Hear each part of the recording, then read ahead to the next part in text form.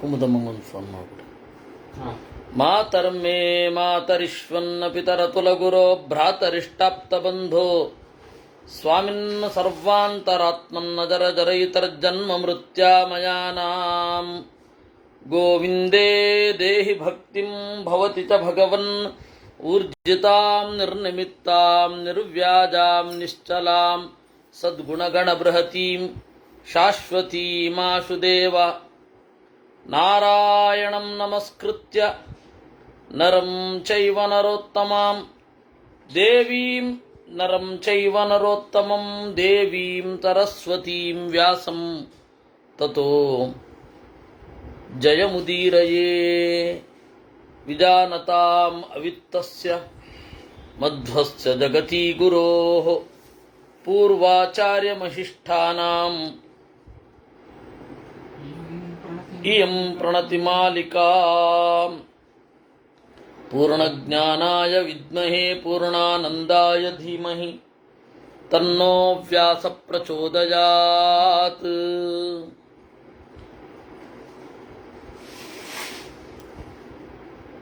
ಪಾರ್ವತಿ ಪ್ರಶ್ನೆ ಕೇಳಿದಳು.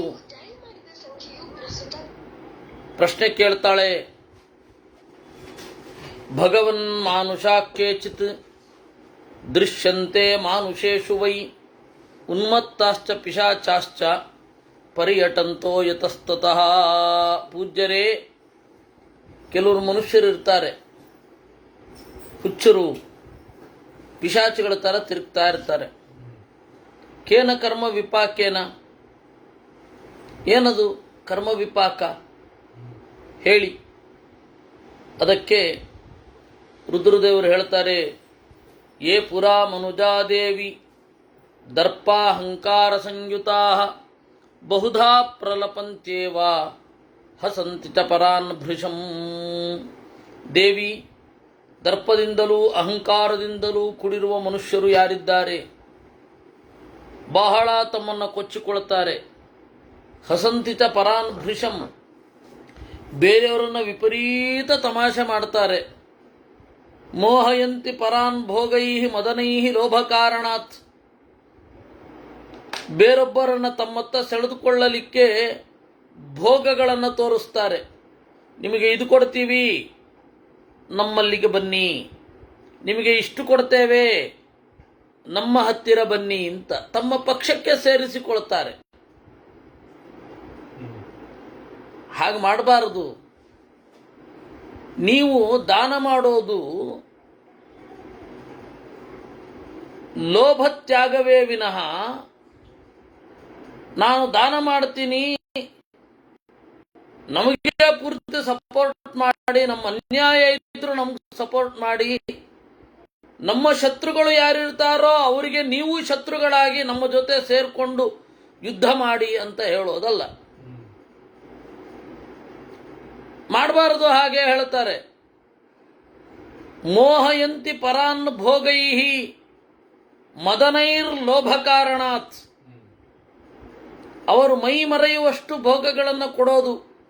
ಯಾಕೆ ಅಂದರೆ ನಮ್ಮ ಪರವಾಗಿ ಇರಲಿ ಅಂತ ಏನೋ ಲೋಭ, ಅದಕ್ಕೇನು ಅರ್ಥ ಇಲ್ಲ. ಅದಕ್ಕೆ ವೃದ್ಧಾನ್ ಗುರುನ್ಶ್ಚಯೇ ಮೂರ್ಖಾ ವೃಥೈವ ಅಪಹಸಂತಿ ಚ. ವೃದ್ಧರನ್ನು, ತಂದೆ ತಾಯಿಗಳನ್ನು, ಗುರುಗಳನ್ನು ಸುಮ್ಮನೆ ಅಪಹಾಸ ಮಾಡ್ತಾರೆ. ಈಗ ಪ್ರೀತಿಯಲ್ಲಿ ನಮ್ಮ ಅಮ್ಮನನ್ನು ಬೈಯೋದು ಬೇರೆ, ಪ್ರೀತಿಯಲ್ಲಿ ನಗೋದು ಬೇರೆ. ಆದರೆ ಅದಕ್ಕೆ ಇಲ್ಲಿ ವೃಥೈವ ಅಂದ್ರು. ವ್ಯರ್ಥವಾಗಿ ಅಂದರೆ ಏನು? ಕಾರಣವೇ ಇಲ್ಲದೆ ಅವರನ್ನ ತೀವ್ರವಾಗಿ ಚುಚ್ಚುವುದು, ನೀವು ನಿಮ್ಮ ಕರ್ತವ್ಯವನ್ನು ಮಾಡಿಲ್ಲ ಅಂತ ಹೇಳೋದು, ಈ ತರಹ ಎಲ್ಲ ಮಾಡಬೇಡಿ. ಈ ತರಹದವರು ಯಾರಿರ್ತಾರೆ, ಅವರು ಮುಂದಿನ ಜನ್ಮದಲ್ಲಿ ಉನ್ಮತ್ತರ ಹಾಗೆ, ಪಿಶಾಚರ ಹಾಗೆ ಓಡಾಡಿಕೊಂಡಿರ್ತಾರೆ. ಉಮಾ ಭಗವನ್ಮಾನುಚಾಕ್ಯೇಚಿತ್ ನಿರಪತ್ಯಾಸ್ತು ದುಃಖಿತಾ ಯತಂತೋ ನ ಲಭಂತ್ಯೇವ ಅಪತ್ಯಾನಿ ತತಸ್ತತಃ. ಶಿವನೇ, ಕೆಲವರಿಗೆ ಮಕ್ಕಳಿರೋದಿಲ್ಲ, ದುಃಖಿತರಾಗಿ ಇರ್ತಾರೆ. ಯಾಕೆ? ಯಾವ ಕರ್ಮ ವಿಪಾಕ ಇದಕ್ಕೆ ಕಾರಣ? ಯೇ ಪುರಾ ಮನುಜಾದೇವಿ ಸರ್ವ ಪ್ರಾಣಿಷು ನಿರ್ದಯಾ ಝಂತಿ ಬಾಲಾಂಶ್ಚ ಭುಂಜಂತೆ ಮೃಗಾಣಾಂ ಪಕ್ಷಿಣಾಮಪಿ. ರುದ್ರದೇವರು ಹೇಳ್ತಾ ಇದ್ದಾರೆ, ದೇವಿ, ಎಲ್ಲ ಪ್ರಾಣಿಗಳಲ್ಲಿ ನಿರ್ದಯರಾಗಿ ಚಿಕ್ಕ ಪುಟ್ಟ ಪಕ್ಷಿಗಳನ್ನು, ಪುಟ್ಟ ಮೃಗಗಳನ್ನು ನಿರ್ದಯವಾಗಿ ತಿಂತಾರೆ. ಗುರು ವಿದ್ವೇಷಿಣಶ್ಚೈವ ಪರಪುತ್ರಾಭ್ಯಸೂಯಕಾ. ಗುರು ವಿದ್ವೇಷಿಣಃ, ತಂದೆ ತಾಯಿಗಳನ್ನು ದ್ವೇಷ ಮಾಡ್ತಾರೆ. ಬೇರೆ ಮಕ್ಕಳ ಅಭ್ಯುದಯವನ್ನು ಕಂಡು ಹೊಟ್ಟೆ ಕಿಚ್ಚು ಪಡ್ತಾರೆ. ಪಿತೃಪೂಜಾಂ ನ ಕುರುವಂತೆ ಯಥೋಕ್ತಾಂಚ ಅಷ್ಟಕಾದಿಭಿ. ಶ್ರಾದ್ದವನ್ನು ಮಾಡೋದಿಲ್ಲ. ನಮಗೆ ದೇಹವನ್ನು ಕೊಟ್ಟಿದ್ದಾರೆ, ಅವ್ರಿಗೆ ಶ್ರಾದ್ದ ಮಾಡಬೇಕು. ಆ ಶ್ರಾದ್ದ ಮಾಡೋಲ್ಲ, ಏನು ಪ್ರಯೋಜನ ಇಲ್ಲ, ವೇಸ್ಟು ಅಂತೆಲ್ಲ ಡೈಲಾಗ್ ಹೊಡಿತಾರೆ. ಈ ತರಹ ಯಾರು ಮಾಡ್ತಾ ಇರ್ತಾರೆ ಅವರಿಗೆ ನಿರಪತ್ಯಾಹ ಭವಂತಿ, ಮಕ್ಕಳಿರೋದಿಲ್ಲ. ಉಮಾ ಭಗವನ್ ಮಾನುಚಾಕ್ಯೇಚಿತ್ ಪ್ರದೃಶ್ಯಂತೆ ಸುದುಃಖಿತಾ ಉದ್ವೇಗವಾತ ನಿರತಾ ಸೋದ್ವೇಗಾಶ್ಚ ಯತವ್ರತಾ. ಪಾರ್ವತಿ ಕೇಳ್ತಾ ಇದ್ದಾಳೆ, ಓ ಸದಾಶಿವನೇ, ಕೆಲವೊಬ್ಬರಿಗೆ ಉದ್ವೇಗ ಅಂದರೆ ಉದ್ವೇಗ, ಟೆನ್ಷನ್ ಅಂದರೆ ಟೆನ್ಷನ್ನು. ಯಾವ ಮಟ್ಟಕ್ಕೆ ಅಂತಂದರೆ ಸ್ಕ್ರಿಜೋಫ್ರೀನಿಕ್ ಆಗುವ ಮಟ್ಟಕ್ಕೆ.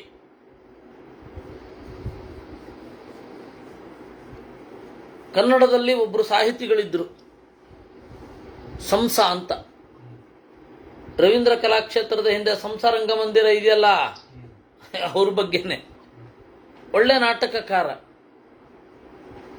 ಏನಾಯ್ತೋ ಏನೋ ಸ್ಕ್ರಿಜೋಫ್ರೀನಿಕ್ ಆಗ್ಬಿಟ್ರು. ಕಂಡವ್ರನ್ನೆಲ್ಲ ನನ್ನನ್ನು ಕೊಲೆ ಮಾಡ್ಲಿಕ್ಕೆ ಬರ್ತಾ ಇದ್ದಾನೆ ಇವನು ಅಂತ ಸಂದೇಹ ಪಡೋರು. ಹಾಗಾಗ್ತಾರೆ ಯಾಕೆ? ಮನೋರೋಗ ಯಾಕೆ ಬರುತ್ತೊಬ್ಬರಿಗೆ? ನಿತ್ಯಂ ಶೋಕ ಸಮಾವಿಷ್ಟಾ ದುರ್ಗತಾಶ್ಚ ತಥೈವ ಚ. ಯಾವಾಗಲೂ ಶೋಕದಿಂದ ಕೂಡಿರ್ತಾರೆ. ದುರ್ಗತಾ ಭವಂತಿ ಕೇನ ಕರ್ಮ ವಿಪಾಕೇನ. ಯಾವ ಕರ್ಮದಿಂದ ಹೀಗೆ?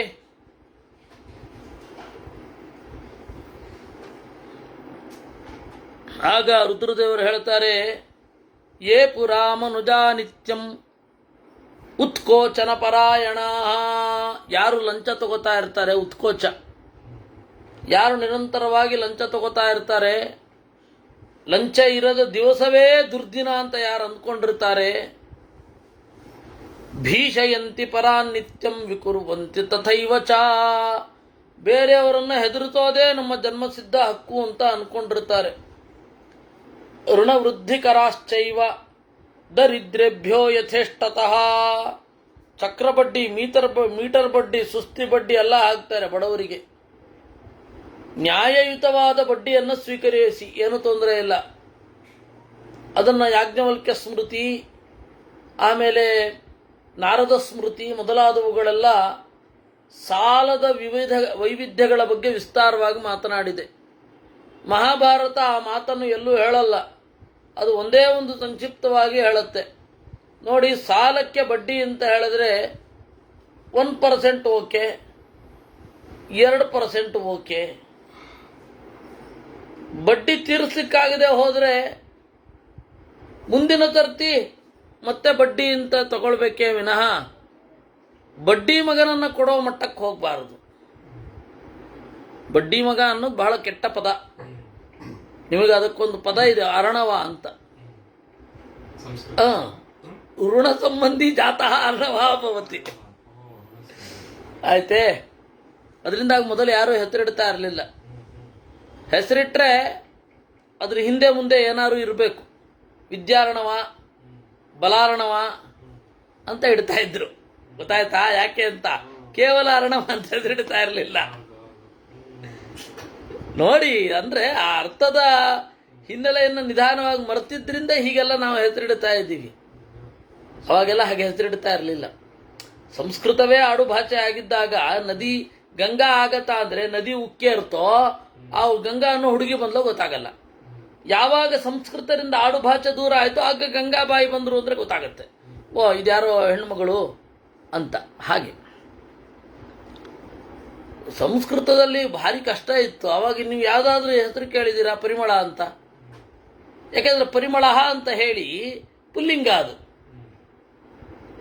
ವಚ ಪರಿಮಳೋ ಜಜ್ಞೆ ಅಂತ ಪುಲ್ಲಿಂಗ ಇದ್ದಾಗ ಪರಿಮಳ ಅಂತ ಹೆಸರಿಡ್ಲಿಕ್ಕೆ ಸಾಧ್ಯ ಇಲ್ಲ. ಪರಿಮಳ ಆಗತಃ ಅಂತ ಗಂಡಗೂ ಹೆಸರಿಡ್ಲಿಕ್ಕೆ ಸಾಧ್ಯ ಇಲ್ಲ. ಕಂಪು ಬಂತು ಅನ್ನೋದು ಆ ವ್ಯಕ್ತಿ ಬಂದು ಅನ್ನೋದು ಗೊತ್ತಾಗ್ತಾ ಇಲ್ಲ. ಸಂಸ್ಕೃತದಲ್ಲಿ ಗೊತ್ತಾಗಲ್ಲ.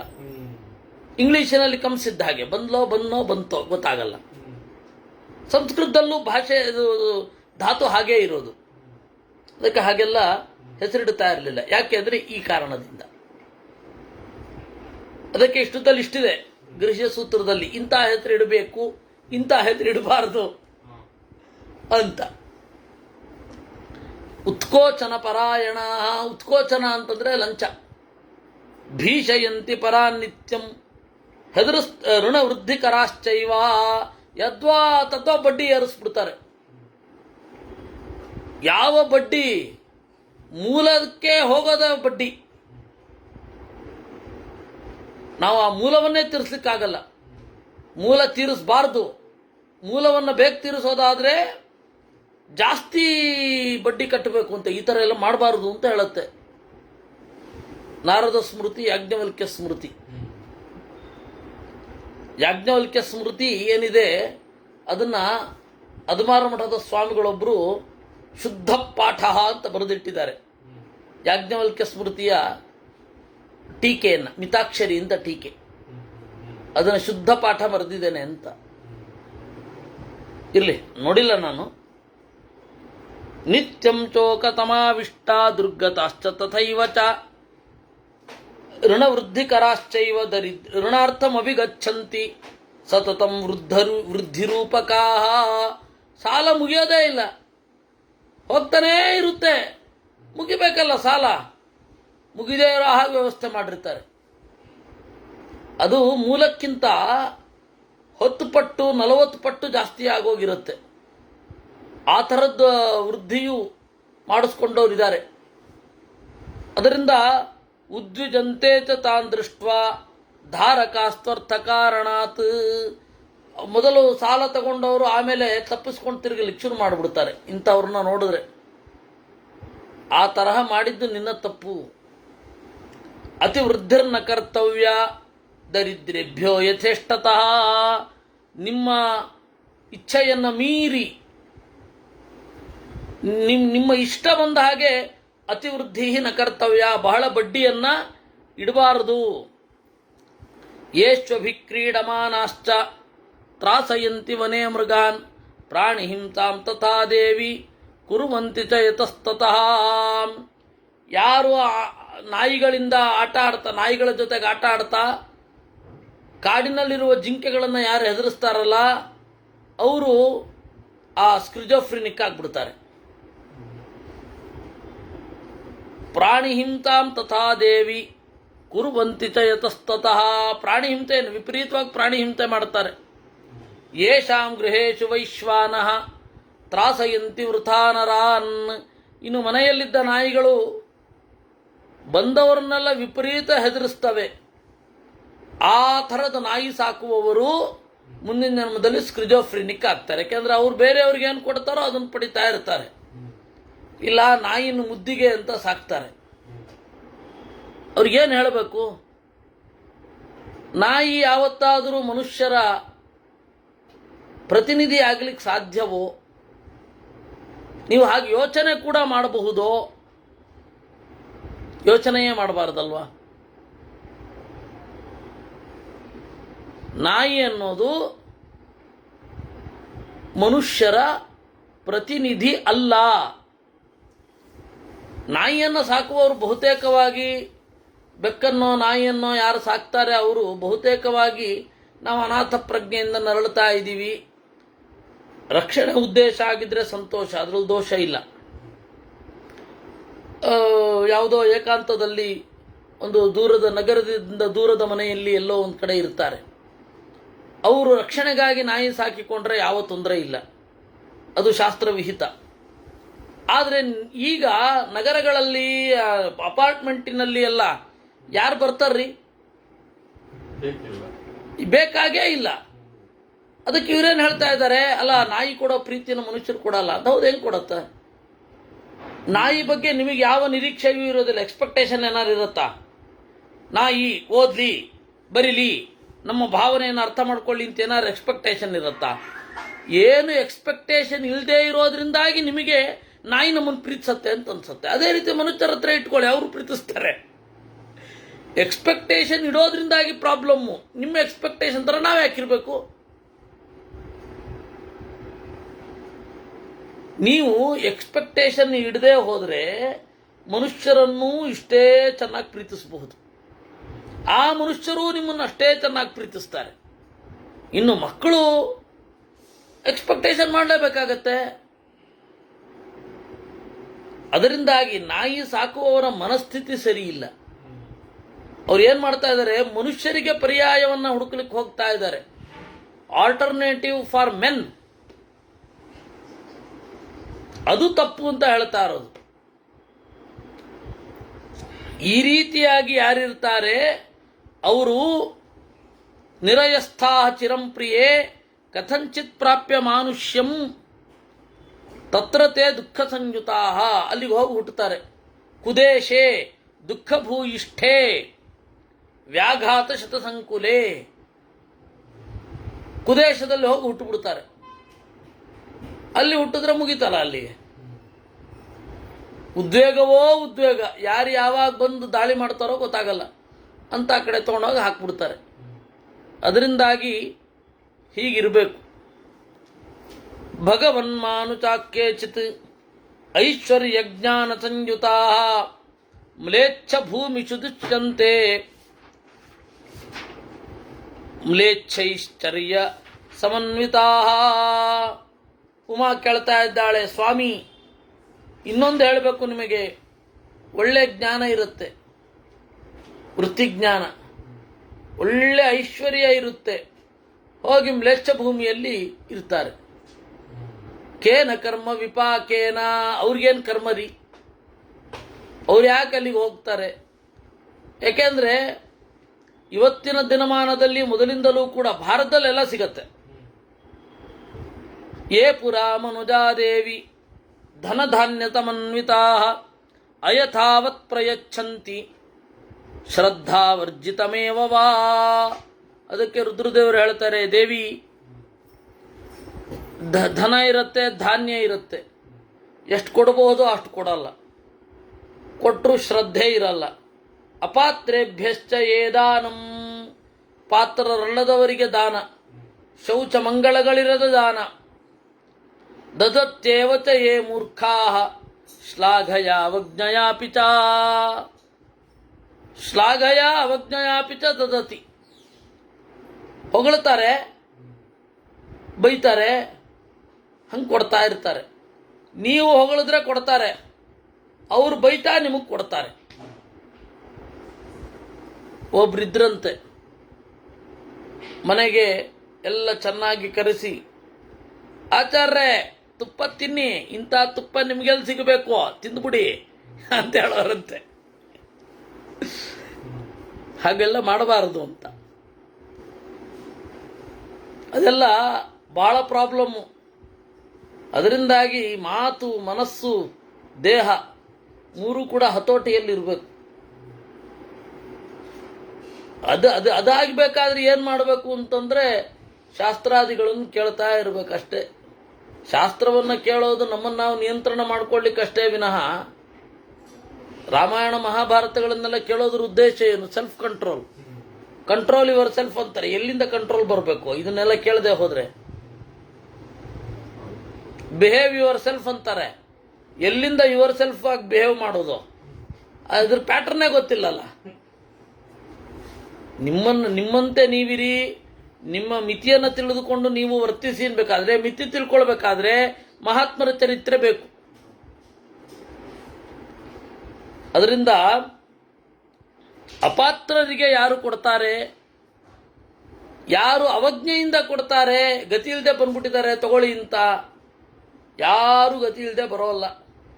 ನಮ್ಮಿಂದ ಬದುಕಬೇಕಾದ ಅನಿವಾರ್ಯತೆ ಯಾರಿಗೂ ಇಲ್ಲ. ಯಾಕೆ ಅಂದ್ರೆ ನಾವು ಬಿಟ್ಟರೆ 100 ಜನ ಇದ್ದಾರೆ.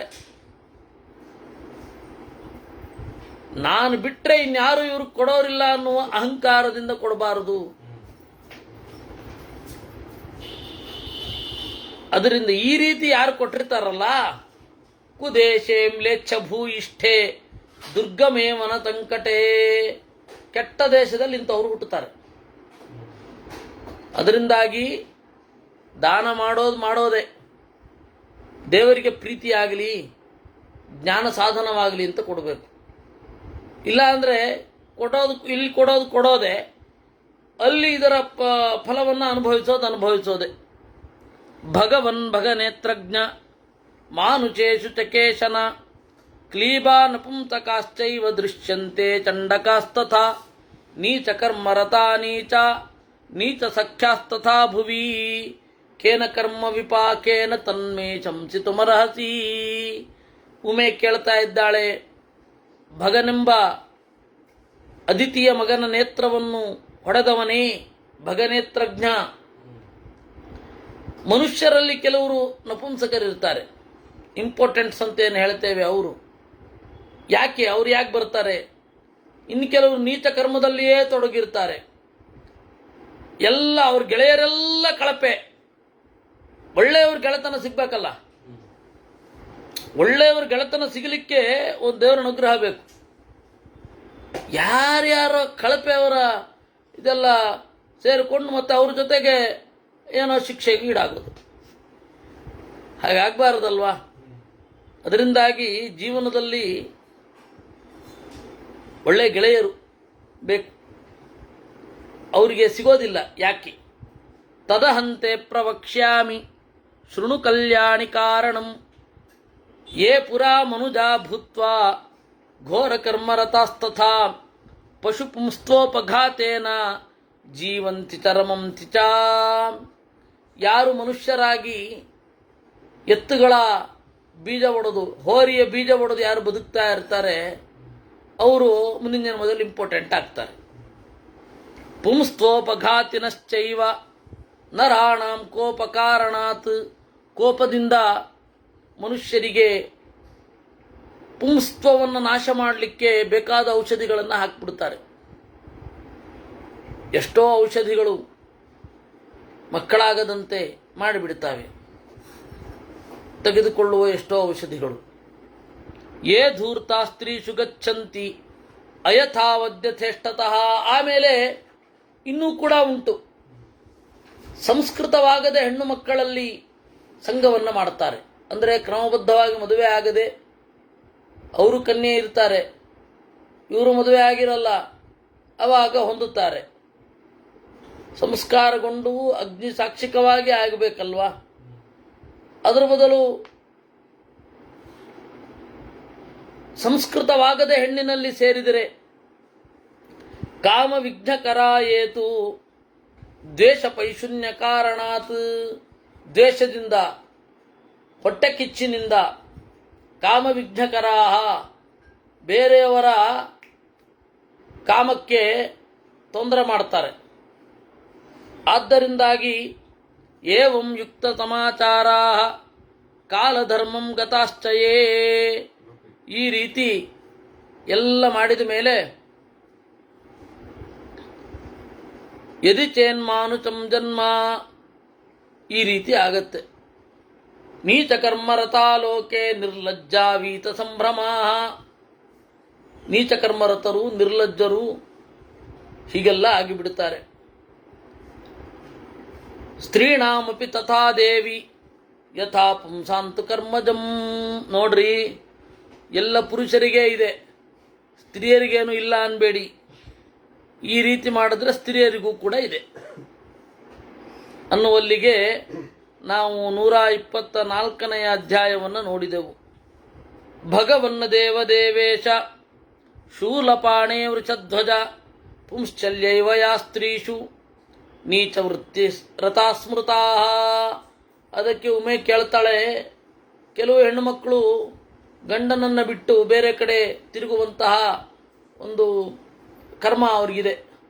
ಎಲ್ಲೆಲ್ಲೋ ತಿರುಗ್ತಾರೆ, ಏನೇನೋ ಮಾಡ್ತಾರೆ. ಪುಂಶ್ಚಲ್ಯ, ಒಂದು ಗಂಡಿನಿಂದ ಇನ್ನೊಂದು ಗಂಡಿಗೆ ಹೋಗ್ತಾನೇ ಇರ್ತಾರೆ. ಅವ್ರದ್ದೇನು ಕರ್ಮ? ಕೇನ ಕರ್ಮ ವಿಪಾಕೇನ ಯಾ ಪುರಾ ಮನುಜಾದೇವಿ ಬುದ್ಧಿಮೋಹ ತಮನ್ವಿತಾ ಕಾಮರಾಗ ಸಮಾಯುಕ್ತಾ ಪತೀನ್ ಅತಿಚರಂತಿ ವೈ. ಯಾರು ಬುದ್ಧಿಮೋಹದಿಂದ ಕೂಡಿಕೊಂಡು ಗಂಡನನ್ನು ಸುಮ್ಮನೆ ಮೀರ್ತಾರೋ ಅವರು ಮುಂದಿನ ಜನ್ಮದಲ್ಲಿ ಪುಂಶ್ಚಲಿಯರಾಗ್ತಾರೆ. ಪ್ರತಿಕೂಲ ಪರಾಯಾಸ್ತು ಪತೀನ್ ಪ್ರತಿ ಯಥಾ ತಥಾ ಶೌಚಂ ಲಜ್ಜಾಂ ಚ ವಿಸ್ಮೃತ್ಯ ಯಥೇಷ್ಟ ಪರಿಚಾರಣಾ. ಏನೇನೋ ಭ್ರಮೆಯಿಂದ ಶುಚಿತ್ವವನ್ನು ಲಜ್ಜೆಯನ್ನು ಬಿಟ್ಟು ತಮಗಿಷ್ಟ ಬಂದಾಗ ತಿರುಗ್ತಾ ಇರ್ತಾರೆ. ಇವರೆಲ್ಲ ಯಾರು ಹೀಗಾಗ್ತಾರೆ ಅವರು ಪುಂಶ್ಚಲಿಯರಾಗ್ಬಿಡ್ತಾರೆ. ಪುಂಶ್ಚಲಿ ಅಂತನ್ನೋದು ಮೈಬಾಡಿ ಅದೇನೋ ಒಂದಿತ್ತಲ್ಲ, ಮೈ ವಿಶ್ ಅಂತ ಏನೋ ಒಂದು, ಅದು ಫ್ರೆಂಚ್ ಇಂದ ಇನ್ಫ್ಲೂಯೆನ್ಸ್ಡ್ ಆಗಿದ್ದದು. ಮೊದಲು ಅದು ನಡೆದದ್ದು ಅದೇನೋ ಒಂದು ಪದ ಇದೆ, ಅದು ಫ್ರೆಂಚಿನ ಹೆಣ್ಣು ಮಕ್ಕಳು ಮಾಡಿದ್ದನ್ನು ಪರ್ಫೆಕ್ಟಾಗಿ ಇಲ್ಲಿ ಅವರು ಅನುಕರಣೆ ಮಾಡ್ತಾರೆ. ಸ್ವಂತಿಕೆನೂ ಕೂಡ ಇಲ್ಲ ಇವರಿಗೆ, ಈ ಬಾಲಿವುಡ್ ಪ್ರಾಣಿಗಳಿಗೆ. ಅವುಗಳು ಮೈಬಾಡಿ ನನ್ನ ದೇಹ ನನ್ನ ಇಚ್ಛೆ ಅಂತ. ವಾಸ್ತವಿಕವಾಗಿ ಅದು ಬಹಳ ಕಷ್ಟ ಅನ್ನತ್ತೆ ಶಾಸ್ತ್ರ. ಅವರು ಸುಖವನ್ನು ತೋರಿಸುವಷ್ಟು ಇರೋದಿಲ್ಲ. ಪೌಂಶ್ಚಲ್ಯಂ ಎತ್ತು ತದ್ವೃತ್ತಂ ಸ್ತ್ರೀಣಾಂ ಕಷ್ಟತಮಂ ಸ್ಮೃತಂ. ಅತ್ಯಂತ ಕಷ್ಟ, ಮಾನಸಿಕವಾಗಿ ಕಷ್ಟ, ದೈಹಿಕವಾಗಿ ಕಷ್ಟ. ತತಃಪ್ರಭೃತಿ ತಾ ದೇವಿ ಪತಂತೇವ ನ ಸಂಶಯ. ಅವರು ನಮಗೆ ಇಲ್ಲಿ ಏನಂತಂದ್ರೆ ಓ ಪುಂಶ್ಚಲಿಯರು ಅಂತ ಹೇಳಿ ಕೆಲವು ಹೆಣ್ಣು ಮಕ್ಕಳಿಗೆ ಆಕರ್ಷಕ ಆಗ್ಬಹುದು. ನೋಡಿ ಅವರು ಹೇಗಿದ್ದಾರೆ, ಸುಖವಾಗಿ ಓಡಾಡ್ತಾ ಇದ್ದಾರೆ ಅಂತ. ಸಮಾಜ ಯಾರನ್ನ ಸುಖವಾಗಿರುತ್ತೆ ಅಂತ ತೋರಿಸುತ್ತೆ, ಅವ್ರು ಯಾರೂ ಸುಖವಾಗಿರಲ್ಲ. ಏಕೆಂದರೆ ಸುಖ ಅನ್ನೋದು ಒಳಗಡೆಯಿಂದ ಬರಬೇಕಲ್ವಾ. ಒಳಗಡೆಗೆ ಪೋಷಕವಾದ, ಹೊರಗಡೆಯ ಕಂಫರ್ಟ್ ಎಷ್ಟು ಬೇಕೋ ಅಷ್ಟು. ನಮ್ಮ ಜನ ಏನು ಮಾಡ್ತಾ ಇದ್ದಾರೆ, ಕಂಫರ್ಟನ್ನೇ ಸುಖ ಅಂತ ಅನ್ಕೋತಾ ಇದ್ದಾರೆ. ಕಂಫರ್ಟ್ ಅಭ್ಯಾಸ ಆಗೋದ್ಮೇಲೆ ಅದು ಸುಖ ಆಗಬೇಕಾಗಿಲ್ಲ. ಅದಕ್ಕೆ ಶಾಸ್ತ್ರ ಎಚ್ಚರಿಕೆ ಕೊಡುತ್ತೆ, ನಿಮಗೆ ಯಾವುದು ಕಂಫರ್ಟ್ ಅಂತ ತೋರುತ್ತೆ, ನಿಮಗೆ ಯಾವುದು ಸುಖ ಅಂತ ತೋರುತ್ತೆ, ಅದು ಸುಖವೇ ಆಗಿರೋದಿಲ್ಲ. ನೀವು ವಿಮಾನದಲ್ಲಿ ಓಡಾಡ್ತಾನೆ ಇರೋದು ಸುಖವೇ? ಒಂದು ದಿವಸ ಮೊದಲನೇ ಸರ್ತಿ ಎಕ್ಸೈಟ್ಮೆಂಟು, ಎರಡನೇ ಸರ್ತಿ ಎಕ್ಸೈಟ್ಮೆಂಟು, ಆಮೇಲೆ ಕಾಮನ್ ಆಗೋಗುತ್ತೆ. ಎಲ್ಲ ಸುಖವೂ ಅಷ್ಟೇ. ಅದರಿಂದಾಗಿ ಪುಂಶ್ಚಲೀಯರು ಬೇಕಾದ ಗಂಡಿನ ಜೊತೆಗೆ ಸಾಗುವವರು. ಅವರಿಗೆ ಸುಖ ಇರೋದಿಲ್ಲ, ಅಲ್ಲಿಂದ ಕೆಳಗಡೆನೇ ಹೋಗ್ತಾ ಇರ್ತಾರೆ, ಮೇಲ್ಗಡೆ ಯಾವತ್ತೂ ಬರಲ್ಲ ಅವರು. ತತಃಪ್ರವೃತ್ತಿತಾ ದೇವಿ ಪತಂತ್ಯೇವ ನತಂ ತಯಃ ಶೋಚಂತಿ ಚೇತ್ತು ತದ್ವೃತ್ತಂ ಮನುಜಾ ಹಿತಮಾಪ್ನುಯು. ಆದರೆ ಅವ್ರಿಗೂ ಒಂದು ಅವಕಾಶ ಇದೆ. ಗಣಭೋಗ್ಯಯರು, ನಗರವಧೂಗಳು, ಅಲಿಯಾಸ್ ಪುಂಶ್ಚಲಿಯರು, ಇವರೂ ಕೂಡ ಮಾನಸಿಕವಾಗಿ ಪಶ್ಚಾತ್ತಾಪವನ್ನು ಹೊಂದಿದ್ರೆ ಅವ್ರಿಗೂ ಉದ್ಧಾರದ ಮಾರ್ಗ ಇದೆ. ನಾವು ಮೊನ್ನೆ ಮತ್ಸ್ಯಪುರಾಣದಲ್ಲಿ ನೋಡಿದೆವು. ಅವ್ರಿಗೂ ಏನು ವ್ರತ ಇದೆ ಎಂದಾಗ ಏಕಾದಶ್ಯಾದಿಗಳು ಅವ್ರಿಗೂ ಕೂಡ ವಿಹಿತ. ಅದರಿಂದಾಗಿ ಏಕಾದಶಿ ಅದು ಯೂನಿವರ್ಸಲ್ ವ್ರತ, ಅದು ಎಲ್ಲರಿಗೂ ಇರುವ ವ್ರತ. ಭಗವನ್ನ ದೇವದೇವೇಚ ಪ್ರಮದಾ ವಿಧವಾಭೃತಂ ದೃಶ್ಯಂತೆ ಮಾನುಚೇ ಲೋಕೆ ಸರ್ವಕಲ್ಯಾಣವರ್ಜಿತಾ. ಉಮಾದೇವಿ ಕೇಳ್ತಾಳೆ, ಪೂಜ್ಯನೇ, ದೇವದೇವೇಶನೇ, ಪ್ರಮದಾ ವಿಧವಾಭೃತಂ ದೃಶ್ಯಂತೆ, ವಿಧವೆಯರು ಕಾಣುತ್ತಾರೆ. ಅವ್ರದ್ದೇನು ಕರ್ಮ? ಒಂದು ಕಾಲದಲ್ಲಿ ಹಿಂದಿನ ಜನ್ಮದಲ್ಲಿ ವಿಷದಾಶ್ಚಾಗ್ನಿದಾಶ್ಚೈವ ಪತಿನ ಪ್ರತಿ ಸುನಿರ್ದಯ, ಗಂಡನಿಗೆ ವಿಷವನ್ನು ಅಗ್ನಿಯನ್ನು ಯಾರು ಕೊಡ್ತಾರೆ ಅವರು ಮುಂದಿನ ಜನ್ಮದಲ್ಲಿ ವಿಧವೆಯರಾಗ್ತಾರೆ. ಅನ್ಯಾತಾಮ್ಯ ಪತಿನ್ಯಾಂತಿ ಸ್ವಪತಿನ್ ದ್ವೇಷ್ಯ ಕಾರಣಾತ್, ಬೇರೆ ಗಂಡಿನೆಡೆಗೆ ಯಾರು ಸೆಳೆಯಲ್ಪಡ್ತಾರೆ ಅವರು ಬಹಳ ದಂಡನೆಯನ್ನು ಪಡೆದು ಯಮಲೋಕದಲ್ಲಿ ಇಲ್ಲಿ ಭೋಗರಹಿತರಾದ ವಿಧವೆಯರಾಗ್ತಾರೆ. ಅದು ಅವರು ಆಗ್ತಾರೆ. ನಾವು ಅಂದರೆ ಬಾಲ ವಿಧವೆಯರೆಲ್ಲ ಇರ್ತಾರಲ್ಲ, ಅದೇನು ಕಾರಣವೋ ನಮಗೆ ಗೊತ್ತಿಲ್ಲ. ನಾವು ಹೀಗೆ ಮಾಡಬಾರದು ಅನ್ನೋದು ನಮಗಿರಬೇಕಾದದ್ದು. ಎರಡನೇ, ನಾವು ಆ ರೀತಿ ವರ್ತನೆಯನ್ನು ನಾವು ತೋರಿಸಬಾರದು. ಭಗವನ್ ಪ್ರಮದಾಲೋಕೆ ಪತ್ಯೌಜ್ಞಾತಿಷು ಸತ್ಸು ಚ ಲಿಂಗಿನ್ಯ ಸಂಪ್ರದೃಶ್ಯಂತೆ ಪಾಷಂಡಮತಮಾಶ್ರಿತಾ. ಅಲ್ಲ, ಇನ್ನು ಕೆಲವು ಹೆಣ್ಣು ಮಕ್ಕಳು ಇರ್ತಾರೆ, ಅವರಿಗೆ ಗಂಡ ಇರ್ತಾನೆ, ಬಂಧುಗಳಿರ್ತಾರೆ, ಎಲ್ಲರೂ ಚೆನ್ನಾಗಿರ್ತಾರೆ. ಆದರೆ ಪಾಷಂಡ ಮತಮಾಶ್ರಿತಾ, ನಾಸ್ತಿಕ ಪಥ ಅವ್ರಿಗೆ ಬಹಳ ಇಷ್ಟ. ತಂದೆ ಇರ್ತಾನೆ, ತಾಯಿ ಇರ್ತಾಳೆ, ಒಳ್ಳೆ ಪರಿಸರ, ಗುರುಗಳಿರ್ತಾರೆ, ಎಲ್ಲ ಇರ್ತಾರೆ. ಆದರೆ ಅವ್ರಿಗಿಷ್ಟ ಪಾಷಂಡ ಮತ, ನಾಸ್ತಿಕ್ಯ, ವೇದ ವಿರೋಧ, ಏನೋ ಅಂದುಕೊಂಡು ದ್ವೇಷ ಮಾಡ್ತಾ ಇರ್ತಾರೆ. ಆ ಒಳಗಡೆಯಿಂದ ಆ ದ್ವೇಷ ಅವ್ರಿಗಿರುತ್ತೆ. ಅದಕ್ಕೇನು ಕಾರಣ? ಯಾಕೆ ಈ ದಾರಿಯನ್ನು ದ್ವೇಷ ಮಾಡ್ತಾರೆ? ಯಾಪುರಾಭಾವದೋಷೇಣ ಲೋಭ ಮೋಹ ಸಮನ್ವಿತಾ ಪರದ್ರವ್ಯಹರಾ ಲೋಭಾತ್ ಪರೇಚಾಂ ದ್ರವ್ಯಹಾರಕಾ. ಯಾರು, ಯಾವ ಹೆಣ್ಣು ಮಕ್ಕಳು ಲೋಭದಿಂದ ಬೇರೆಯವರ ಹಣವನ್ನು ಅಪಹಾರ ಮಾಡಿರ್ತಾರೆ, ಅಭ್ಯಸೂಯ ಪರಾಯಾಸ್ತು ಸಪತ್ನೀನಾಂ ಪ್ರದೂಚಕಾ, ಸವತಿಯರನ್ನು ನಾಶ ಮಾಡಲಿಕ್ಕೆ ಅಂತ ಯಾರು ಪಣ ತೊಟ್ಟಿರ್ತಾರೆ ಅವರೆಲ್ಲರೂ ಕೂಡ ಏನಾಗ್ತಾರೆ? ನಾಸ್ತಿಕರಾಗೋಗ್ತಾರೆ. ನಾಸ್ತಿಕರಾಗೋದು ಪಾಪದಿಂದ, ನಾಸ್ತಿಕರಾಗೋದು ಹೆಗ್ಗಳಿಕೆಯಿಂದ ಅಲ್ಲ. ನಮ್ಮಲ್ಲಿ ಒಬ್ರು ಎಚ್ ನರಸಿಂಹಯ್ಯ ಅಂತ ಇದ್ರು. ಎಚ್ ನರಸಿಂಹಯ್ಯ, ಹೌದು, ಎಚ್ ಎನ್ ಅಂತ ಕರಿತಾ ಇದ್ರು. ಎಚ್ ನರಸಿಂಹಯ್ಯ ಅವರು ಪ್ರಶ್ನೆ ಮಾಡಲು ಕಲಿಯಿರಿ, learn to question, learn to ask why. ಇದು ಅವ್ರದ್ದು ಭಾರಿ ಸ್ಲೋಗನ್. ಎಲ್ಲರೂ ಅದನ್ನೇ ಪ್ರಶ್ನೆ ಮಾಡಲಿಕ್ಕೆ ಕಲಿಬೇಕು. ಅಯ್ಯ, ಪ್ರಶ್ನೆ ಮಾಡೋದಕ್ಕಿಂತ ಪ್ರಶ್ನೆಗೆ ಉತ್ತರ ಕಂಡುಕೊಳ್ಳಿ ಬರ. ಪ್ರಶ್ನೆ ಮಾಡೋದು ಅಂತ ದೊಡ್ಡದು. ಕಾಮನ್ ಸೆನ್ಸೇ ಇಲ್ಲ ನಮ್ಮ ಜನಗಳಿಗೆ ಅಂತ ಅನ್ನಿಸ್ಬಿಡುತ್ತೆ ಒಮ್ಮೊಮ್ಮೆ ಅಂತೂ.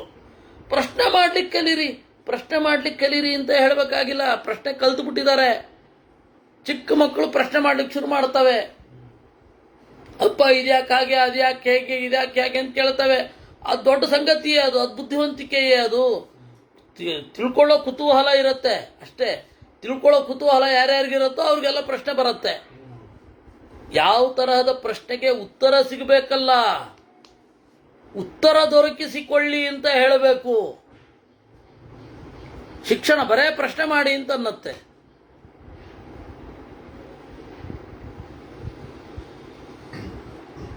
ಹಂಗಲ್ಲ ಅದು. ಅದರಿಂದಾಗಿ ನಾಸ್ತಿಕರಾಗೋದು ಪಾಪದಿಂದ.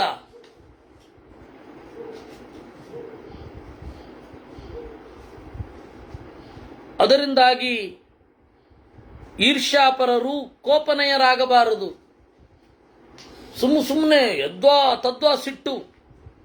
ಬಂಧೂನಾಂ ವಿಫಲ ಸದಾ, ಬಂಧುಗಳನ್ನು ನೋಡಿದ್ರಾಗೋದಿಲ್ಲ. ಅಲಕ್ಷಣ ಸಮಾಯುಕ್ತಾ, ಇಂತಹ ಹೆಣ್ಣು ಮಕ್ಕಳು ಪಾಷಂಡಂ ಧರ್ಮಮಾಶ್ರಿತಾ, ಪಾಷಂಡ ಧರ್ಮವನ್ನು ಹೊಂದಿಬಿಡುತ್ತಾರೆ. ನಾಸ್ತಿಕ್ಯ ವೇದ ವಿರೋಧ ಬಂದ್ಬಿಡುತ್ತೆ. ಸೊ ವೇದ ವಿರೋಧ ಇರೋದು ದುಃಖದಿಂದ ಇರಲಿಕ್ಕೆ ವಿನಃ ಸುಖದಿಂದ ಇರಲಿಕ್ಕಲ್ಲ. ಮನುಷ್ಯನ ಮೂಲಭೂತವಾದ ಪ್ರವೃತ್ತಿ ಸುಖದ ಇಚ್ಛೆ.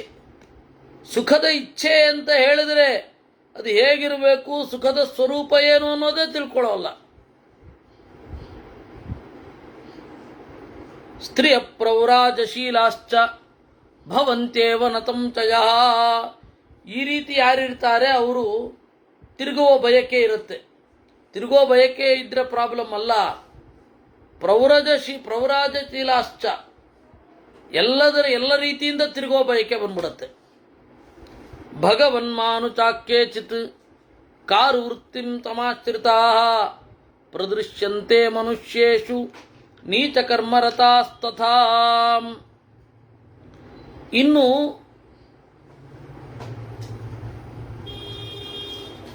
ಯಾರು ನಟರಾಗ್ತಾರೆ, ನಟವೃತ್ತಿ ಅಂತನ್ನೋದು ಭಯಾನಕ ಅಂತ ಅವತ್ತಿನ ಕಾಲದಲ್ಲಿ. ನೀವು ಮೃಚ್ಛಕಟಿಕ ಅಂತ ಒಂದು ನಾಟಕ ಕೇಳಿದ್ದೀರಾ? ಅದನ್ನು ನಮ್ಮ ಗುರುಗಳು ಅನುವಾದ ಬೇರೆ ಮಾಡಿದ್ದಾರೆ. ಆವೆಯ ಮಣ್ಣಿನ ಆಟದ ಬಂಡಿ ಅಂತ. ಅದರಲ್ಲಿ ಮೈತ್ರೇಯ ಅನ್ನುವ ಬ್ರಾಹ್ಮಣ ವಸಂತ ಸೇನೆಯ ಮನೆಗೆ ಹೋಗ್ತಾನೆ. ಆಗ ಇಷ್ಟೋದ್ದ ಲಿಸ್ಟು ನಟರ ಕಷ್ಟಗಳೇನು ಅಂತ. ನಟರ ಕಷ್ಟಗಳೇನು ಅಲ್ಲ, ಕಲೆಗೆ ವಿರೋಧ ಇಲ್ಲ, ಆದರೆ ಕಲೆಯಿಂದ ಬದುಕೋದು ಅಂತ ಇದೆಯಲ್ಲ. ಏಕೆಂದರೆ ನರಹರಿ ತೀರ್ಥರಂಥವರೇ ಯಕ್ಷಗಾನವನ್ನು ರೂಪಿಸಿದ್ದು ಅಂತ ಹೇಳಿದ್ರೆ ಏನರ್ಥ ಅದಕ್ಕೆ ಅಲ್ವೇ?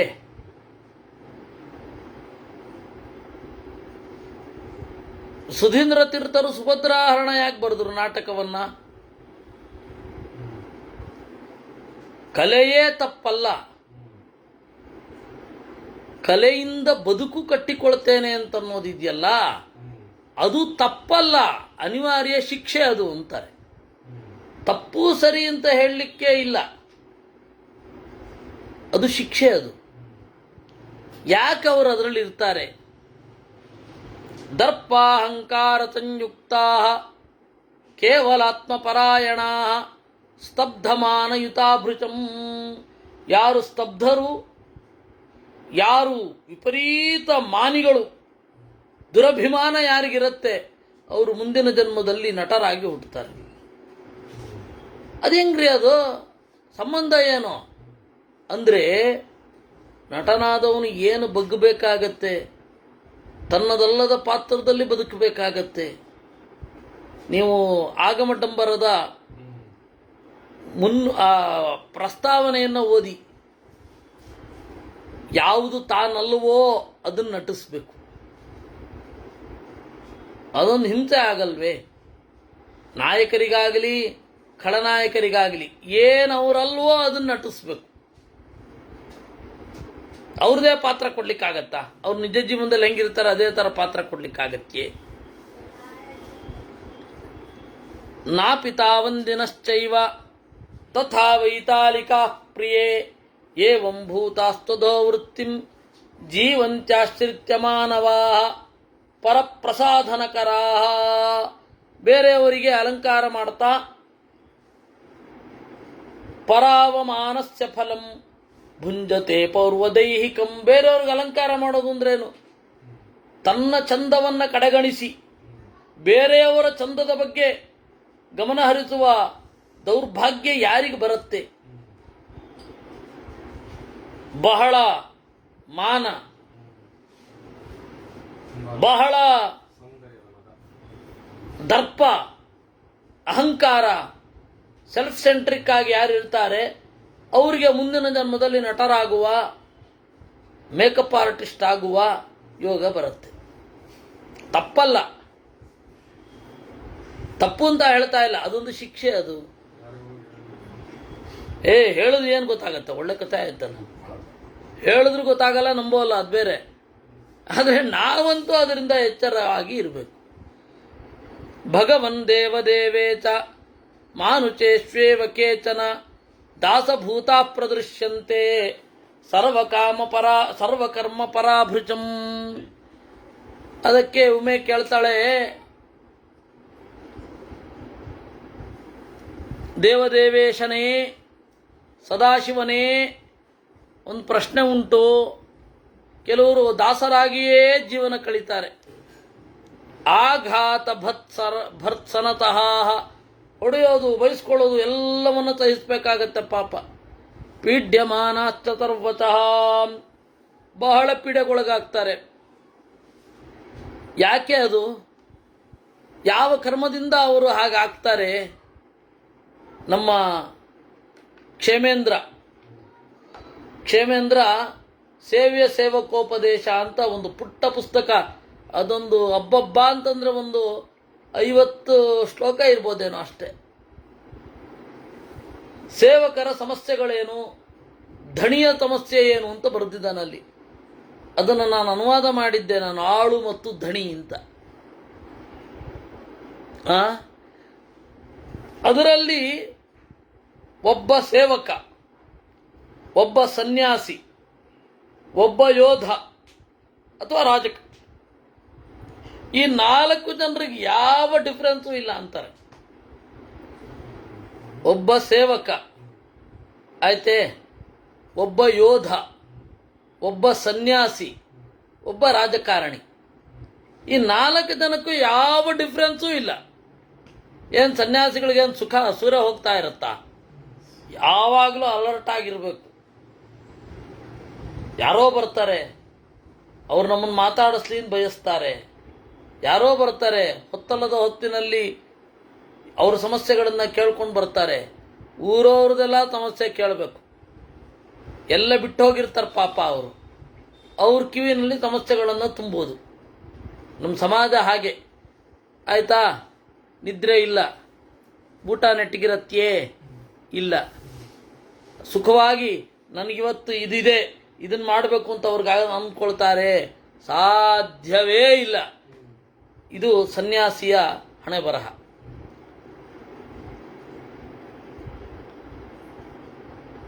ಅದೇ ರೀತಿ ಒಬ್ಬ ಸೇವಕ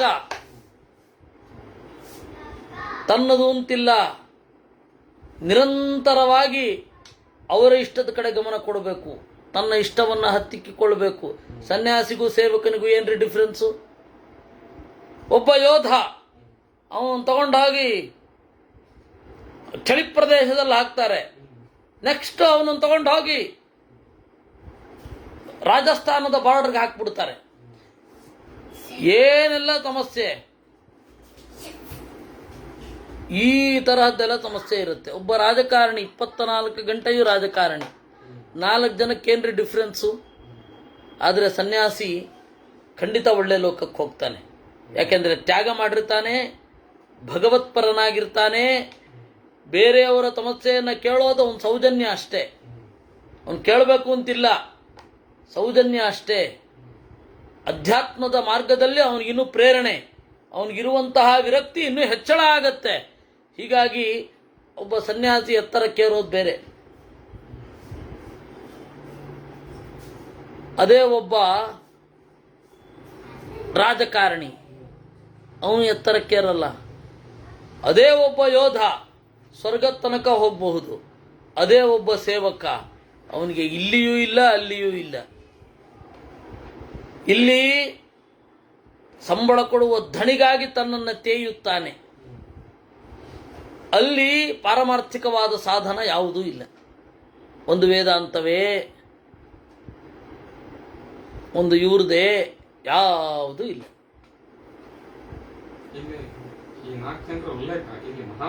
ಮಹಾಭಾರತದಲ್ಲಿ ಬರಲ್ಲ, ಕಾಂಟೆಕ್ಸ್ಚುವಲ್ ಆಗಿ ಹೇಳಿದ್ದು. ಅಲ್ಲಿ ಏನಿದೆ, ದಾಸಭೂತರಾಗಿ ಇರ್ತಾರೆ. ಯಾಕೆ, ಯಾವ ಹಣೆ ಬರಹದಿಂದ ಅವರು ದಾಸರಾಗ್ತಾರೆ ಅಂತ. ದಾಸ ಅಂದರೆ ನೀವು ಗುಲಾಮ ಅನ್ನೋ ಲೆವೆಲ್ಗೆ ತೊಗೊಂಡೋಗ್ಬೋದು. ಒಳ್ಳೆಯವರು ಸಿಕ್ಕಿದ್ರೆ ಸರಿ. ಅವಾಗೆಲ್ಲ ಒಂದು ಕಾಲದಲ್ಲಿ ದಾಸರಾಗಬೇಕಾದ್ರೆ ಗುಣವನ್ನು ನೋಡಿ ದಾಸರಾಗಬೇಕು ಅಂತಿತ್ತು. ಆಮೇಲೆ ಆ ಕಾನ್ಸೆಪ್ಟ್ ಹೋಯ್ತು. ಮಹಾಭಾರತದ ಕಾಲಕ್ಕೇನೆ ಆ ಕಾನ್ಸೆಪ್ಟ್ ಹೋಗಿತ್ತು. ಜರಾಸಂಧನಿಗಿರ್ಲಿಲ್ವೇ ಸೇವಕರು? ಕಂಸನಿಗಿರ್ಲಿಲ್ವೇ? ಅಂಥವರೇ ಆದ ಸೇವಕರು ಭೀಮಸೇನಿಗೂ ಇದ್ರು, ದ್ರೌಪದಿಗೂ ಇದ್ರು, ಸುದೇಶ್ನಿಗೂ ಇದ್ರು. ಅದರಿಂದಾಗಿ ದಾಸರಾಗೋದು ಯಾವ ಹಣೆ ಬರಹದಿಂದ? ಪೆಟ್ಟು ತಿನ್ಬೇಕಾಗತ್ತೆ, ಬೈಗುಳ ತಿನ್ಬೇಕಾಗತ್ತೆ. ಹೇಗದು? ತದಹಂತೆ ಪ್ರವಕ್ಷ್ಯಾಮಿ ಶೃಣು ಕಲ್ಯಾಣಿ ಕಾರಣಂ ಯೇ ಪುರಾ ಮನುಜಾದೇವಿ ಪರೇಚಾಂ ವಿತ್ತಹಾರಕಾ. ಬೇರೆಯವರ ಹಣ ಹೊಡಕರು ಯಾರಿದ್ದಾರೆ ಅವರಿಗೆ ಇದು ಬರುತ್ತೆ. ಬೇರೆಯವರ ಹಣ ಯಾರು ಲಪಟಾಯಿಸ್ತಾರೆ ಅವರು. ಋಣವೃದ್ಧಿಕರಂ ಕ್ರೌರ್ಯಾತ್ ನ್ಯಾಸದತ್ತಂ ತಥೈವ ಚ ನಿಕ್ಷೇಪ ಕಾರಣಾದ್ದತ್ತ ಪರದ್ರವ್ಯಾಪಹಾರಿಣ. ಇನ್ನು ನ್ಯಾಸ, ನಮ್ಮ ಸೊತ್ತನ್ನು ಇಡು ಅಂತ ಕೊಟ್ಟಿರ್ತಾರೆ, ಇನ್ನೇನು ಮಾಡ್ಬಿಡ್ತಾನೆ, ಆ ಇಟ್ಟ ಹಣವನ್ನೇ ಎತ್ಕೊಂಡು ಹೋಗ್ಬಿಡ್ತಾನೆ. ಯಾವುದೋ ಒಂದು ಅಮೂಲ್ಯ, ನಮಗೆ ಅನಿವಾರ್ಯ ಸಾಲ ಬೇಕು, ಏನೋ ಒಂದು ಕಾರಣಕ್ಕೆ ನಮ್ಮ ಪರಂಪರಾಗತವಾಗಿ ಬಂದ ಯಾವುದೋ ಒಂದು ವಸ್ತುವನ್ನು ಇಡ್ತೇವೆ. ಅದು ನಮಗೆ ಅದರಲ್ಲಿ ಭಾರಿ ಪ್ರೀತಿ, ಆದರೆ ಅನಿವಾರ್ಯ. ಇದು ಇಟ್ಟಿರ್ತೀನಿ, ನಾನು ಹೋಗಿ ಬರ್ತೇನೆ ಎಲ್ಲಿಗೋ, ಅಲ್ಲಿ ತನಕ ನಿಮ್ಮ ಮನೆಯಲ್ಲಿರಲಿ ಅಂತ ಇಟ್ಟು ಹೋಗಿರ್ತೇನೆ. ಅದನ್ನು ಇವನು ಹಾರಿಸಿಬಿಡ್ತಾನೆ. ಅದನ್ನು ಏನಂತ ಕರೀತಾರೆ? ನ್ಯಾಸಾಪಹಾರ ಅಂತ ಕರೀತಾರೆ. ಹಾಗಿಡೋದು ನ್ಯಾಸ. ಆ ನ್ಯಾಸಾಪಹಾರ ಯಾರು ಮಾಡಿರ್ತಾರಲ್ಲ, ಮೋಸ ಮಾಡಿ ಅಯ್ಯೋ ಹೋಗ್ಬಿಡ್ತು ಅಂತ ಹೇಳಿ, ಆ ನ್ಯಾಸಾಪಹಾರ ಮಾಡಿದವರಿಗೆ ಕೊಡುವ ಶಿಕ್ಷೆ ಏನು ಅಂದರೆ ಮುಂದಿನ ಜನ್ಮದಲ್ಲಿ ಗುಲಾಮರಾಗೋದು. ಪ್ರಮಾದಾದ್ ವಿಸ್ಮೃತಂ ನಷ್ಟಂ ಪರೇತಾಂ ಧನಹಾರಕಾ. ಮೈಮರೆತ ಹಣವನ್ನು ಹಾಗೆ ಸೇರಿಸ್ಕೊಂಡ್ಬಿಡೋದು, ಹೇಗೂ ಮರ್ತೋಗ್ಬಿಟ್ಟಿದ್ದಾರೆ ಅಂತ. ಕಳೆದೋಗಿರುತ್ತೆ, ಇವ್ರಿಗೆ ಸಿಕ್ಕಿರುತ್ತೆ, ಅದನ್ನು ವಾಪಸ್ ಕೊಡೋಲ್ಲ. ಹಾಗೆ ವದಬಂಧ ಪರಿಕ್ಲೇಚೈ ದಾಸತ್ವಂ ಕುರುವತೆ ಪರಾನ್. ಇನ್ನು ಕೆಲವೊಂದು ಕೊಲ್ತೇನೆ ಅಂತ ಹೇಳಿ ಯೋಗ್ಯರಲ್ಲದವರನ್ನ, ದಾಸತ್ವಕ್ಕೆ ಯೋಗ್ಯರಲ್ಲದವರನ್ನ ದಾಸರಾಗಿ ಬಲವಂತವಾಗಿ ದುಡಿಸ್ಕೊಳ್ಳೋದು. ಒಪ್ಕೊಂಡು ಬರೋದು ಬೇರೆ, ಆಯಿತು ನಾನು ಸೇವೆ ಮಾಡ್ತೇನೆ ದುಡ್ಡು ಕೊಡಿ ಅಂತ. ಅದಲ್ಲ ಇದು. ಯಾರು ಯೋಗ್ಯರಿರ್ತಾರೆ ಆ ಸ್ಥಾನಕ್ಕೆ ಅವರನ್ನು ಬಲವಂತವಾಗಿ ತಂದು ಕೊಂದು ಬಿಡ್ತೇನೆ, ನನ್ನ ಸೇವೆ ಮಾಡು ಅಂತ ಹೇಳೋದು. ಅಂಥವ್ರನ್ನ ಯಾರು ಮಾಡ್ತಾರೆ? ಬೇಕಾದಷ್ಟು ಜನರನ್ನ ಹಾಗೆ ರಾಜರನ್ನ ಮಾಡಿದ್ದಾರೆ. ರಾಜರನ್ನ, ಬ್ರಾಹ್ಮಣರನ್ನ, ಮಂತ್ರಿಗಳನ್ನ ಬೇಕಾಷ್ಟು ಮಾಡಿಬಿಟ್ಟಿದ್ದಾರೆ. ಯಾರು ಮಾಡ್ತಾರೆ ಅವರಿಗೆ ಪಶುಭೂತರಾಗ್ತಾರೆ ಮೊದಲು, ಆಮೇಲೆ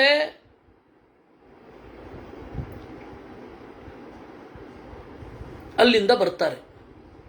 ಬಂದು ಈ ಮನುಷ್ಯರಲ್ಲಿ ಹುಟ್ಟಿ ಈ ತರಹದ ಸಮಸ್ಯೆಗಳಲ್ಲಿ ತೊಡಗುತ್ತಾರೆ.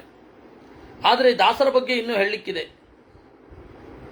ಅದರ ಬಗ್ಗೆ ಎಲ್ಲ ನಾವು ನಾಳೆ ನೋಡೋಣ ಅಂತ ಹೇಳ್ತಾ ಇವತ್ತಿನ ಚಿಂತನೆಯನ್ನು ದೇವರಲ್ಲಿ ಅರ್ಪಿಸೋಣ.